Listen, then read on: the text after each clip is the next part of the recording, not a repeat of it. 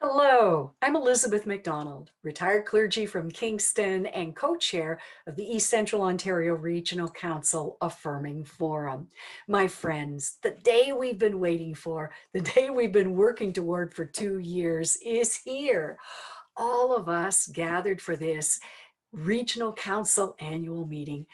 We are about to choose, to decide, to vote on becoming a fully affirming ministry. When our regional council held its inaugural meeting in May of 2019, those present, including many here today, committed to affirming ministry in the regional council mission statement, which was eventually approved at the September 2020 regional council meeting. We endorsed an action plan to be developed and implemented by an affirming forum, and we approved that our regional council would become a paying member of Affirm United, S'Affirmer Ensemble. Now, both Bay of Quinte Conference and Toronto Conference, from which East Central Ontario Regional Council was created, because both of these conferences were already fully affirming, Affirm United gave the new regional council an interim affirming status. Following that inaugural meeting, 9 people were named to the Affirming Forum. Sharon Hull, Minister for Spiritual Nurture, Respectful Relations, and Justice with All Ages, was named staff support. In September of 2020, the Reverend Don McLean, member of the Assembly of Elders, was named liaison between the Affirming Forum and the Assembly to strengthen communication and accountability. And soon after that, we welcomed a corresponding member with extensive experience with 3 other regional councils who'd already become fully affirming. We on the Affirming Forum have always and will continue to root our work in the section of the Regional Council's mission statement that reads, recognizing our church's participation in historic injustices, we reach out with particular love and care, as Jesus did, to those who are ignored, excluded, condemned, silenced, or erased. We seek to uphold high standards of equity and affirming, and to encourage these same standards for our communities of faith. Valuing diversity and differences as gifts, we fully support the full participation of all people in the life and work of the church and wider society. We publicly, intentionally, and explicitly celebrate and seek justice for people of every age, racialized experience, culture, sexual orientation, gender identity, mental and physical health and ability, economic circumstance, and other diversity. Your Affirming Forum wasted no time getting to work. We hosted 2 educational region-wide webinars, one in November of 2020 and then in April of 2021. We reached out to and met with the Assembly of Elders and other teams and forums to identify and engage affirming aspects and opportunities related to their specific mandates. We invited Two-Spirit LGBTQIA plus folk to gather together to share their experiences and their insights and to offer input and suggestions. And after that, we invited friends and allies to a similar gathering. And we kept on learning about issues like microaggressions and intersectionality. Looking ahead, we're proposing this updated purpose for the Affirming Forum.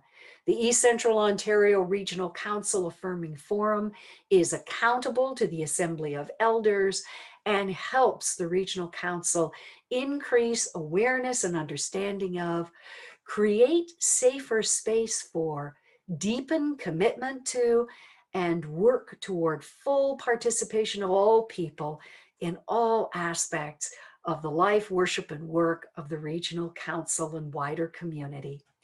The Affirming Forum will support the work of the Regional Council living into being public, using Affirm United logos in all communications, living into being public, intentional, and explicit as a fully affirming regional council. As you will see in the 2021-22 action plan before you, much of the work that we've been doing over the past year will continue in the coming year. We'll continue to organize and host region-wide educational webinars, including orientation for new members. We'll keep working with the Assembly of Elders and other teams, forums, other ministries to broaden the understanding and deepen the commitment to becoming fully affirming in every aspect of the regional council's worship, work, and life. We'll move forward the work begun earlier this year to define and implement measurable goals using the guiding principles that follow the Regional Council's vision and mission statements. And we'll once again prepare an annual budget.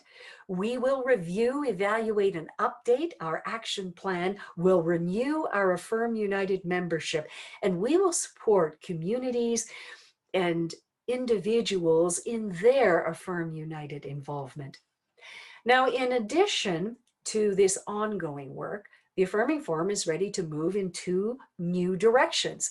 We're ready to encourage, facilitate, and support a network of affirming ministries across our regional council for those ministries who are already affirming, those who are in process of becoming affirming, and those who are curious and want to learn more. And we are looking forward to working together with those engaged in Indigenous justice, anti-racism, equity, and other justice initiatives to provide appropriate opportunities for education and activism on diversity, inclusion.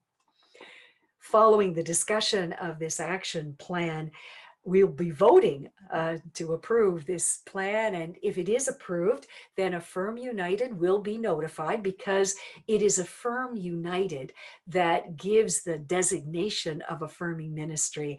And it'll be Affirm United who declares that we are now permanently an affirming ministry.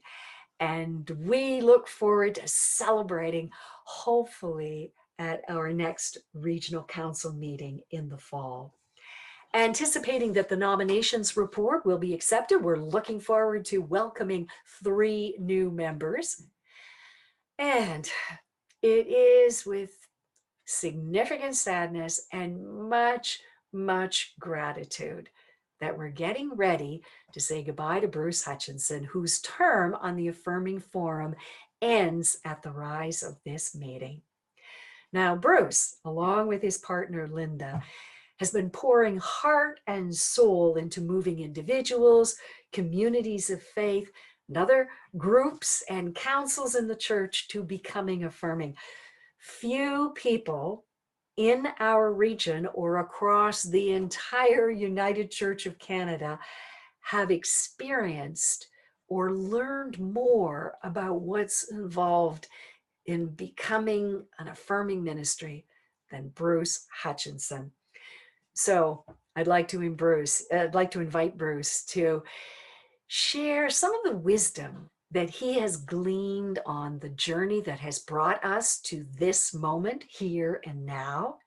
And I'd like to invite him to share some hope as we prepare to vote, as we prepare to take that next step in the affirming journey to which we are all called. Bruce, over to you. Thank you, Elizabeth. My journey with Affirming Ministries started when a lesbian couple who were very active in another United Church congregation were not allowed to have their baby baptized. They asked if their baby could be baptized at our Sydenham Street United Church in Kingston, and the answer was yes.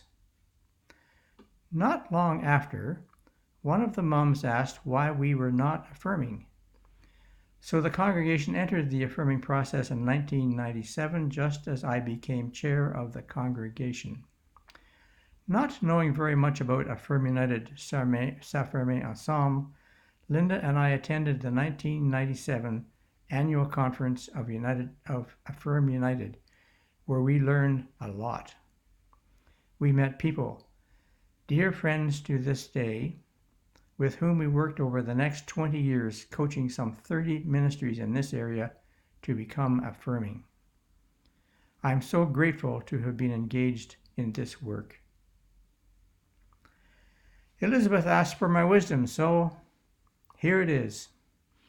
First piece of wisdom: talk directly to marginalized community members. Listen to their stories and find out what they need. Do your own reading and education. Second piece of wisdom: these processes take time. Keep talking, listening, and learning. The key question is, help me understand. Third piece of wisdom: work with governance bodies and ministry personnel to ensure they are supportive. Support of the leadership is essential. I am grateful for the time allocated and the support given to the current affirming process by the Assembly of Elders and others in leadership roles in the East Central Ontario Regional Council. Thank you. Fourth piece of wisdom: the impact of your affirming work reaches beyond the 2S LGBTQ+ community to other marginalized people. This is good news. For example, we now hold our meetings in accessible places, have a portable sound amplifier, and appoint an equity monitor at all our meetings. Fifth piece of wisdom: as an affirming ministry, be PIE, P-I-E, public, intentional, explicit in all that you do. Finally, I commend the action plan for your approval, particularly in the important area of intersectionality. Blessings.